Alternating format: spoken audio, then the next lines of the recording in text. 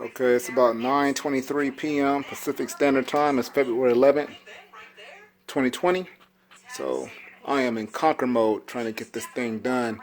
So here is the first curve that needs to be replaced. This is that 33-inch radius that I was speaking of earlier in the previous video. The first thing you always want to do is solder your flex tracks together, just two of them, because curves can be I'm not going to say that word because this is the internet.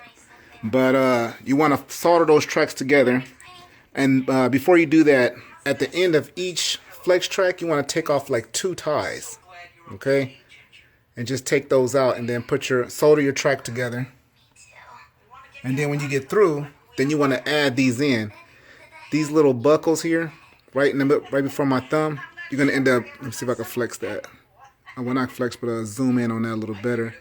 You're going to want to cut those little ties out, because when you're done, you're just going to slide those in just like this.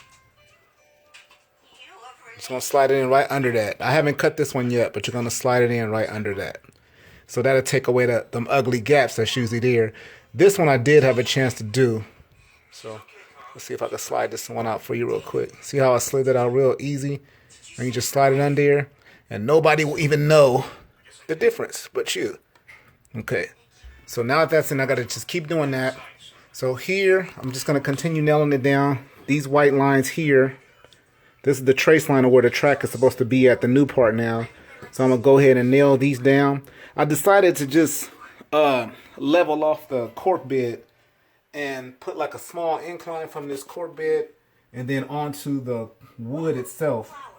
Because, like I said, in this hobby, it's expensive as hell, but I'm not trying to buy no cork bed and replace it. I'm just going to level it off and let it come right into the street. Maybe put a little bit of spackle over that to make it look like I did these streetcar tracks, and do the same thing over here with these railroad tracks. So I might just find a crossing, I guess what you want to call it, street level where the cars can go over. My mind is just gone right now. I'm tired, but I'm just in conquer mode. I want to get this thing done to where it's leveled off to make it look as realistic as possible when cars are going over that grade there. And then fast forward over here, hopefully I can get this done by tonight, but I'm going to do the same thing on this side. As you can see, my line's already drawn out for where the track is supposed to be at. I'm going to level this cork out too to put an incline. I'm using a Dremel. So basically with the Dremel, I don't have a belt sander, but what you want to do is sand this down a certain level to where it looks like a small incline, like a wedge. You don't want to go too far into it, because if you do it wrong, then you're gonna have a bubble. So this is my first time doing it. That first one on the other side came out pretty good, so I'm gonna try it again with this side.